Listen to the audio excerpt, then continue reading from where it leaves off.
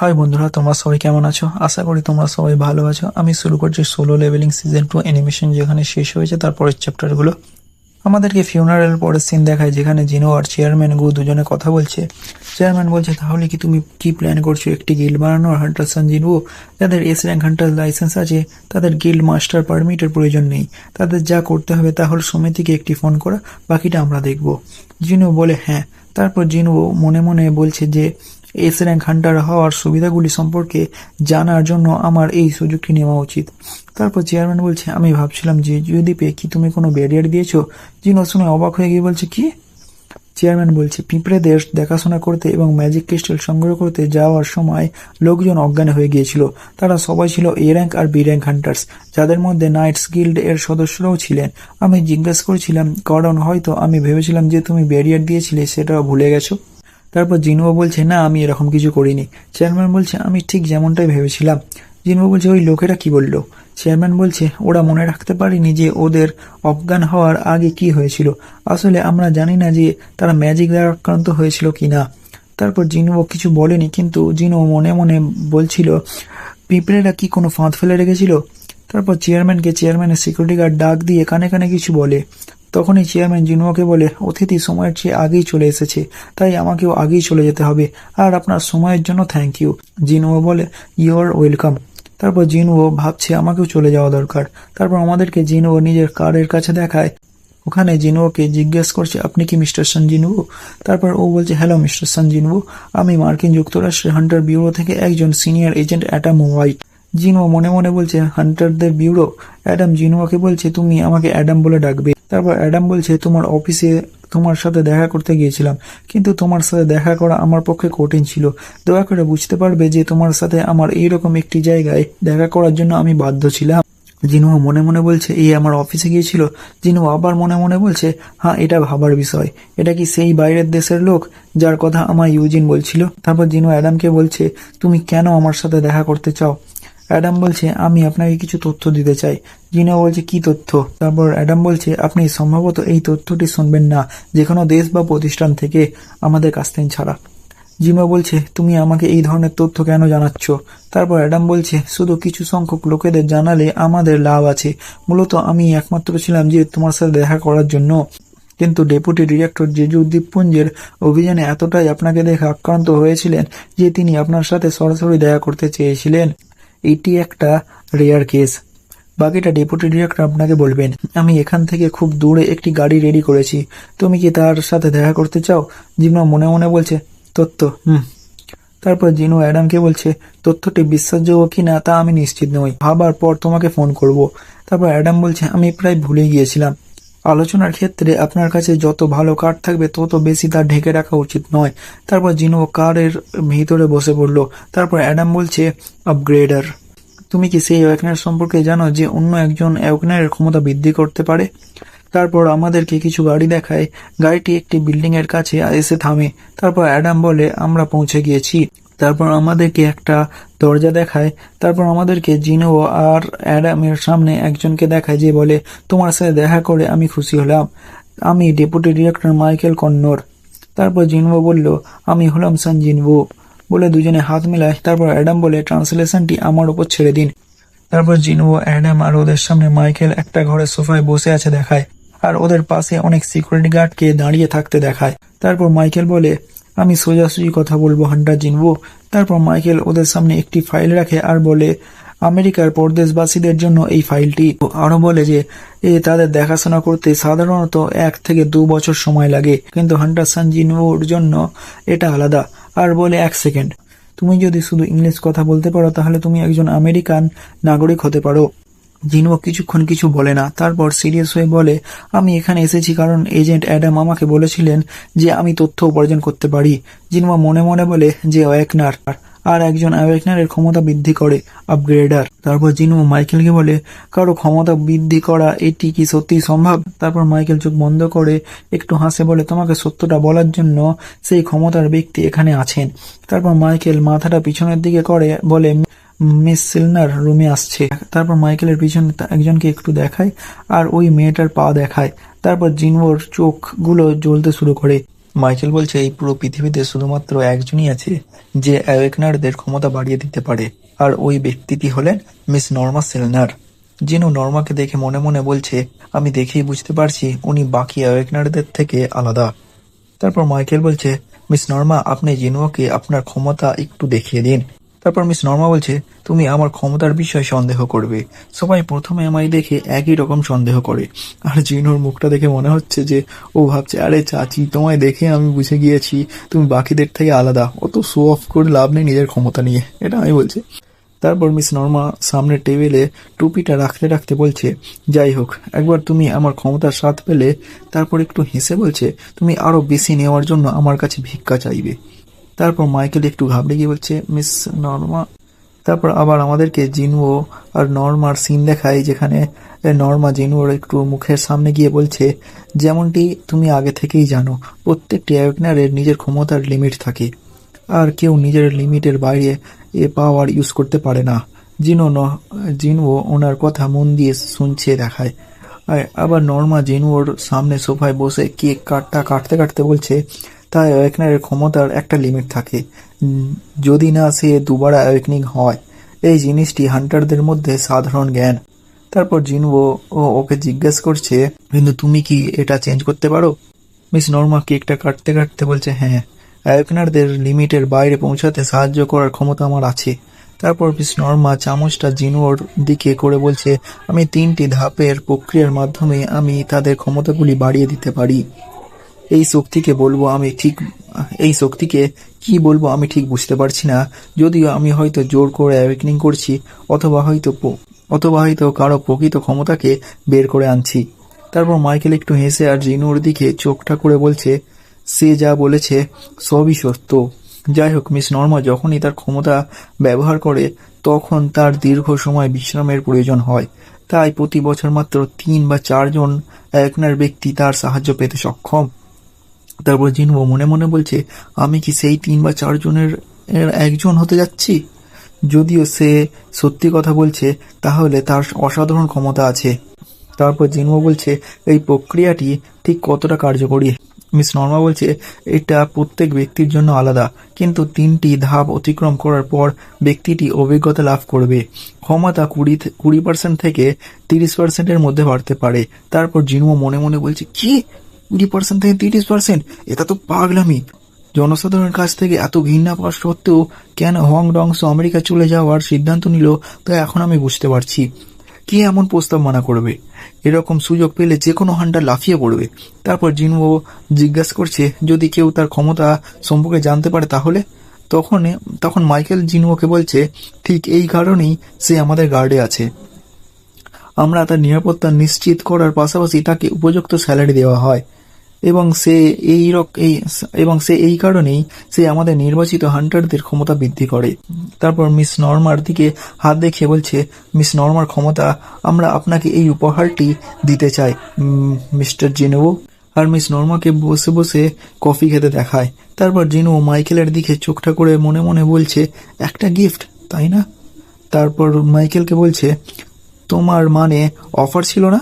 তারপর মাইকেল একটু হেসে চোখটা জিনোর দিকে করে বলছে, একবার আপনি ফেডারেল ব্যুরোর হান্টার হয়ে উঠলে আপনি আমাদের টপ প্রায়োরিটিতে পরিণত হবেন এবং টপ প্রায়োরিটির সুবিধা পাবেন। উপরন্তু আমরা আপনার পছন্দের গিল্ডের সাথে একটি মিটিং আয়োজন করব এবং আপনাকে বেস্ট কন্ট্রাক্ট সাইন করতে সাহায্য করব। তারপর মিস নর্মার কেকের প্লেটটা সরিয়ে বলল, তোমাকে এখনই সিদ্ধান্ত নিতে হবে না, আমরা আজ শুধু তোমাকে এই জিনিসগুলির বিষয়ে বলে দিচ্ছি। জিনও একটু অবাক হয়ে বলছে যে, মাফ করবেন। তারপর মিস নর্মা একটু হেসে বলছে, যেমন আমরা আপনাকে বলেছিলাম, এটি একটি গিফট। তারপর মাইকেল বলছে, হ্যাঁ ঠিক মিস নর্মা যা বলেছেন। আপনার সীমা বাড়ানোর কি আমাদের অনুমতি আছে? তারপর জিনও ক্যাজুয়ালি জিজ্ঞেস করছে, আপনি ফেরতে কিছু নিতে চান না? মাইকেল বলছে, এটাকে শুধু একটি বিনামূল্যে পরিষেবা হিসেবে ভাবুন মিস্টার জিনো নিচের দিকে তাকিয়ে সিরিয়াস হয়ে ভাবছে। সে বলল, একবার আমি তার পাওয়ার পেলে আমি আরো চাইবো, তাই না? এর মানে হলো সে আত্মবিশ্বাসী যে ফলাফলে আমি সন্তুষ্ট থাকব। তারপর মিস নর্মা জিনুর হাত ধরে বলছে, আমার চোখের দিকে তাকাও ঘনিষ্ঠভাবে, এটাই প্রথম ধাপ। মাইকেল একটু হেসে জিনুর দিকে চোখটা করে মনে মনে বলছে, দারুণ। সে চোখটা ধরল। তারপর মিস নর্মা প্রক্রিয়াটি করতে করতে মনে মনে বলছে সে এখন পর্যন্ত নিজেকে ঠান্ডা রাখতে সক্ষম হয়েছে, কিন্তু প্রথম ধাপটি সম্পূর্ণ হলে সেই আমাদের সাথে যোগাযোগ করার চেষ্টা করবে। না, যদি সে অধৈর্য হয় তাহলে হয়তো এখনই কাগজপত্রে স্বাক্ষর করতে পারবে না। আবার জিনোকে দেখে মনে মনে বলছে গোটো রিউজি ন্যাশনাল লেভেল হান্টার হওয়ার জন্য যথেষ্ট শক্তিশালী ছিল, কিন্তু এই ব্যক্তিটি যা পাওয়ার পাবে তা ও কখনো পেতে পারে না। তিনি জিজু আইল্যান্ড রেড সাকসেসফুলি সম্পূর্ণ করেন, যা আগে কখনো দেখা যায়নি। আমি ভাবছি সে কতটা সক্ষম। তারপর জিনোর চোখটা জ্বলে ওঠে। তারপর মিস নর্মা ভোরমে চলে যায়, এমন এক জায়গায় চলে যায় যেখানে শুধু অন্ধকার। তারপর মিস নর্মা এদিক ওদিক দেখতে শুরু করে। তারপর হঠাৎ করে মিস নর্মার উপরে একটা মুখ দেখায়। তারপর মুখটা মিস নর্মার আস্তে আস্তে কাছে আসে আর ওর চোখটা জ্বলে ওঠে। তখনই মিস নর্মা ভ্রম থেকে বাইরে এসে চোখ খুলে জিনুর হাত ছেড়ে নিজের মাথায় হাত দিয়ে চিৎকার করে ওঠে, আ! আর সবাই ঘাবড়ে যায়। তারপর বডিগার্ডগুলো জিনুর দিকে বন্দুক তুলে চিৎকার করে বলে, ওরে বদমাস, তুমি মিস নর্মার সাথে কি করেছো? আর জিনুর মুখ দেখে মনে হচ্ছে যে ও ভাবছে, আমি আবার কি করলাম? তারপর মাইকেল বডিগার্ডদের দিকে তাকিয়ে চিৎকার করে বলে, থামো, তোমরা কি পাগল হয়ে গেছো? তুমি কি জানো না এই লোকটি কে? মাইকেল বডিগার্ডটির কাছে গিয়ে চিৎকার করে বলছে, তুমি পাগল? বডিগার্ডটি ঘাবড়ে গিয়ে বলছে, কিন্তু মিস নর্মা। আবার মাইকেল বডিগার্ডটির উপর চিৎকার করে বলছে, যদি তুমি এতটাই চিন্তিত হও তাহলে যাও এবং তাকে দেখো ঠিক আছে কিনা। তারপর মাইকেল জিনভোর দিকে বো করে বলছে, আমায় ক্ষমা করো মিস্টার জিনভো, আমাদের এজেন্টদের জন্য। জিনভো অবাক হয়ে মনে মনে বলছে, কি হচ্ছে এসব? আর ওদেরকে জিজ্ঞাসা করছে সব কিছু ঠিক আছে। তারপর মাইকেল বডিগার্ডটির কাছে রেগে গিয়ে আস্তে আস্তে বলছে, তুমি যদি থমাস আন্দ্রে বা লিউ জিগাং এর সাথে এরকম কিছু করতে তাহলে আমরা সবাই এতক্ষণে মারা যেতাম, বুঝেছো? বডিগার্ডটি ভয়ে কাঁপতে কাঁপতে বলছে, হ্যাঁ হ্যাঁ স্যার। তারপর মাইকেল মিস নর্মার কাছে গিয়ে বলছে, কি ব্যাপার মিস নর্মা? আর মিস নর্মা এখনও কানের কাছে হাত দিয়ে ভয় খাচ্ছে। মাইকেল আবার জিজ্ঞাসা করছে, তুমি পুরো ঘেমে গেছো, তোমায় কি ঠিক মনে হচ্ছে না? আর মিস নর্মা এখনও কানের কাছে হাত দিয়ে কাঁপতে কাঁপতে মাইকেলের দিকে দেখছে।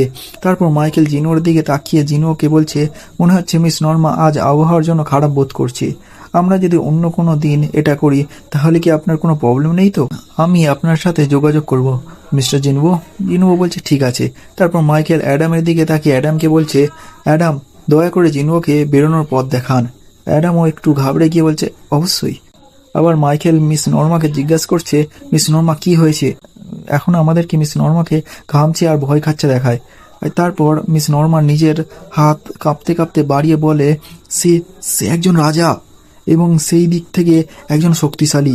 মাইকেল একটু ভয়ে ভয়ে বলছে, তাহলে এর মানে কি সে একজন ন্যাশনাল লেভেল হান্টারের মতোই শক্তিশালী? মিস নর্মা মাথা নাড়িয়ে বলছে, না, আমি বলতে পারছি না, কারণ আমি আগে কখনো এরকম অনুভব করিনি। তিনি একজন রাজা, কিন্তু সাধারণ নন। যখন আমি তাকে দেখছিলাম সেও আমার দিকে ফিরে তাকাচ্ছিল। তারপর আবার কাঁপতে কাঁপতে বলছে, আমি জিনওর সম্পর্কে কথা বলছি না। আমার মনে যে জিনিসটি ঘুরছিল তা হলো তার ভিতরের ডার্কনেস। এর উপরে আছে, ওর পাওয়ার কোনো লিমিট নেই। তারপর জিনওকে ফুল অ্যাটিটিউডের সাথে নিজের গাড়ির দিকে আসতে দেখায়, আর এখানেই এই এপিসোডটা আমাদের শেষ হয়। তারপর আমাদেরকে হান্টার অ্যাসোসিয়েশন বিল্ডিং এর সিন দেখায়, যেখানে চেয়ারম্যান গু মনে মনে বলছে, হ্যাঁ, আমি ভাবতেই পারছি না যে বায়ং গু এর মতো হান্টারকে আমরা হারিয়ে ফেলেছি, কিন্তু সে রিটায়ার হয়ে গিয়েছিল, তাহলে আমি তাকে হান্টার বলতে পারি না। তার মৃত্যুকে নোবেল স্যাক্রিফাইস হিসেবে উপাধি দেওয়া দুঃখজনক। আমি জানি আরো কঠিন চ্যালেঞ্জ আমাদের সামনে অপেক্ষা করছে।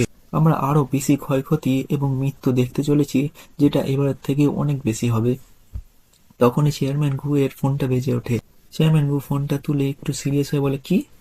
একটি বিরেন গেট হাইওয়ের মাঝখানে ওপেন হয়েছে? চেয়ারম্যান মনে মনে বলছে, একটা সাধারণ হান্টারদের টিম বিরেন গেটকে ক্লিয়ার করতে পারবে না।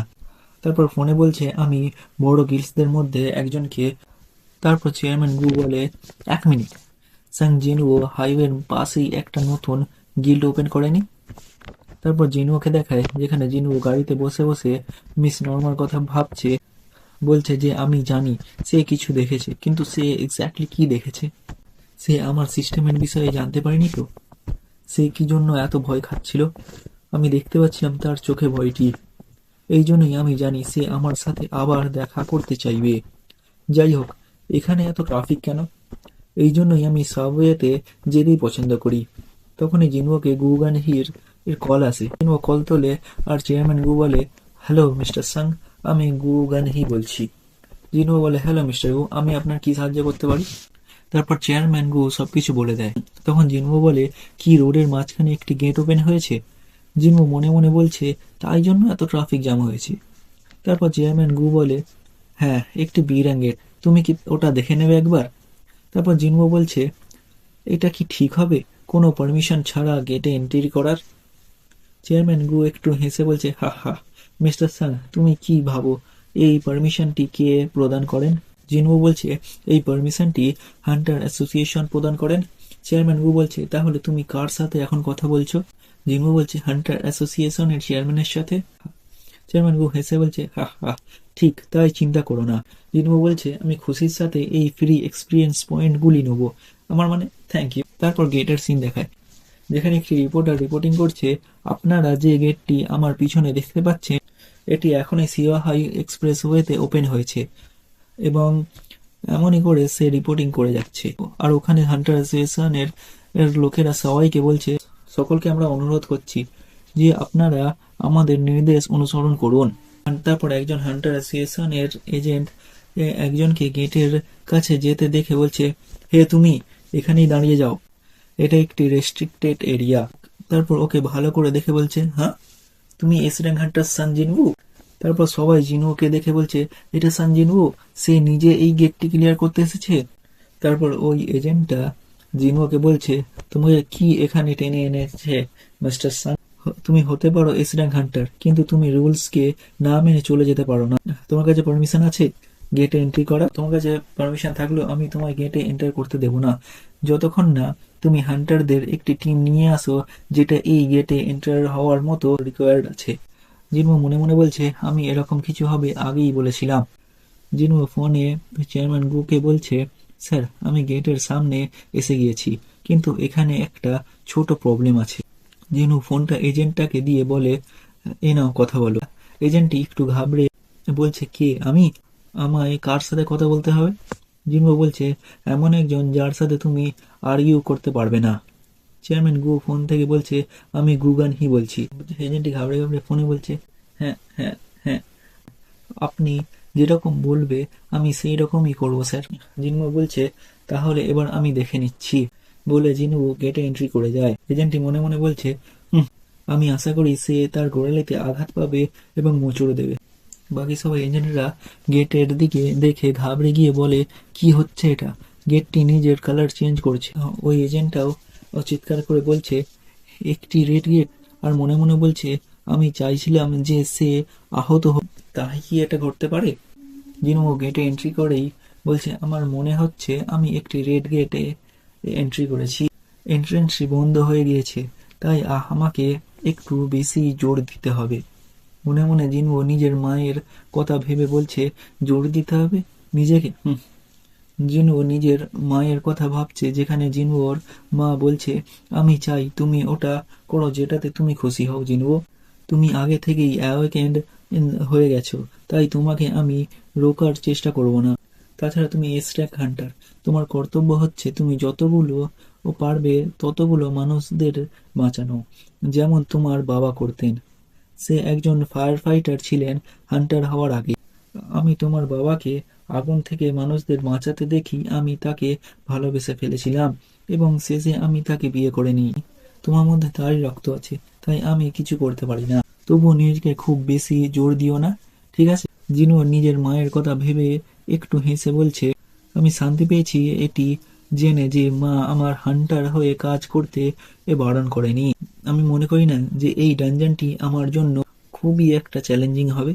তারপর আমাদেরকে জিনুর সামনে মনস্টারগুলোকে আসতে দেখায়, আর জিনু পুরো স্টাইলের সাথে দাঁড়িয়ে নিজের শ্যাডো আর্মিকে বার করে আর বলে, আমি এটা একদিনের মধ্যেই শেষ করে দেবো।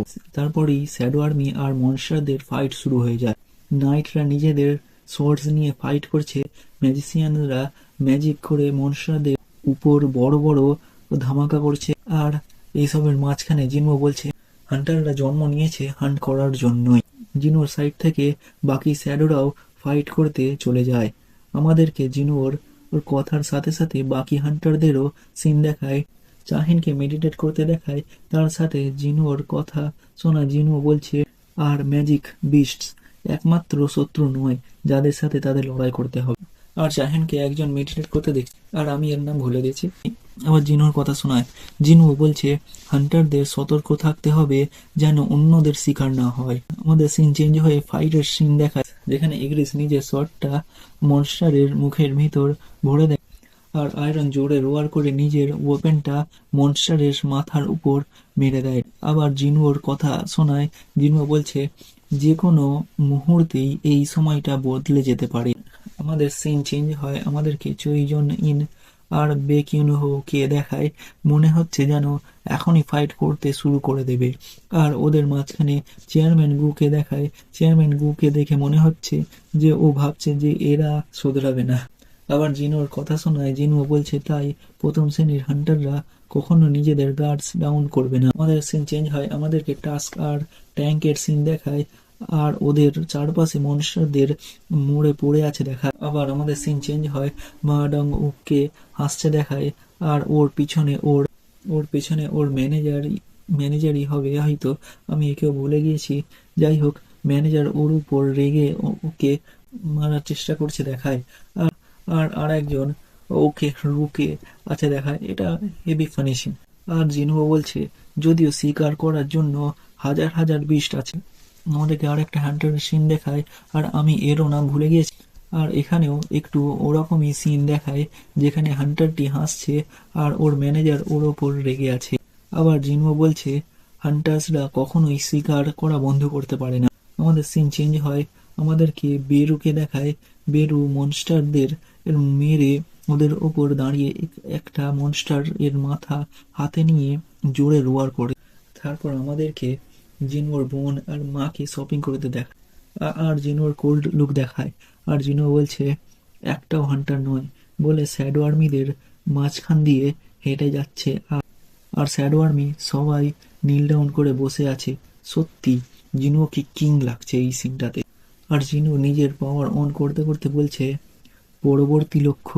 তারপর আমাদের ইন্টারন্যাশনাল হান্টারদেরকে দেখায়, আর জিনু বলছে তাড়াতাড়ি এটা বন্ধ করার প্ল্যান চলছে বলে আমাদের এই এপিসোডটা এখানেই শেষ হয়।